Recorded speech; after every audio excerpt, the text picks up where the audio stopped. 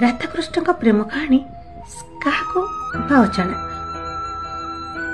मु बस किसी कथा कहवाई जाए जिते राधा भल पाइले से कृष्ण को कृष्ण ही रहा देले कि जिते मीरा भल पाइले से कृष्ण को आराध्य करदे आते रुक्मिणी भल पाइले से सिंदूर अधिकार मागे तांको स्वामी करदे।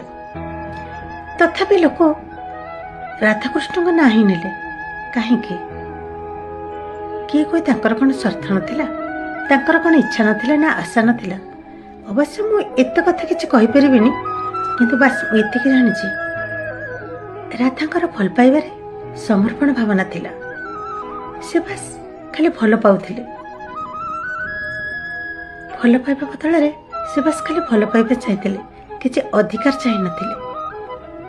सेथिपई तो राधाकृष्ण